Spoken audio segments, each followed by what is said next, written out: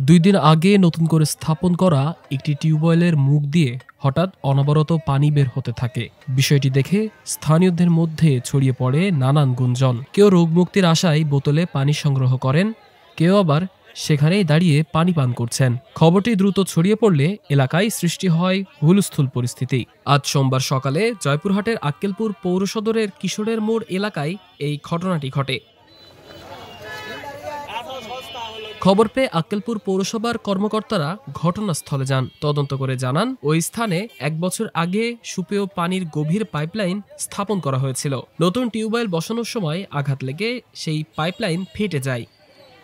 এখানে 4 মাথার সংযোগে একটা লাইন করা হয়, যেটা হচ্ছে রাবার পাইপ, যেটা 180 মিলিমিটার পাইপ আর কি পানির লাইনের। এটা দীর্ঘ 1 বছর হলে করা, কিন্তু হঠাৎ এটা টিউবওয়েল করার কারণে অটোমেটিক পানি উঠতেছে। এখন এলাকাবাসীর একটা আতঙ্ক যে এখানে হঠাৎ করে এভাবে পানি উঠতেছে কেন, এটা আসলে ভয়ই হয়।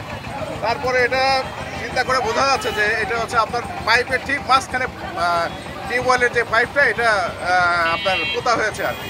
এই জন্য এটা পাইপটা ফুটা হয়ে যাওয়ার কারণে এই পানিটা সম্ভাবনা আছে এটা করতেছে।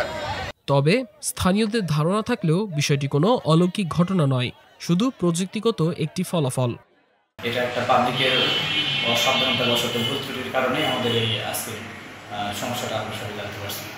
আমরা পৌরসভার সম্মানিত নির্বাহী প্রকৌশলী এবং আমাদের ঠিকাদার প্রতিনিধি আছেন ওহিদুর রহমান, ওনার সাথে কথা বলে যেখানে পানিটা বের হচ্ছে, আমরা জনসাধারণের উপকারের অর্থে ওইখানে নতুন করে একটা পানির ট্র্যাপ সংযোগের ব্যবস্থার চিন্তাভাবনা করছি। আশা করি এটা আমরা করতে পারবো, আর এটা করতে পারলে হয়তো এই এলাকার দোকানপাট থেকে শুরু করে জনসাধারণ একটা সুপ্রিয় পানি পাবে বলে আমি বিশ্বাস রাখি।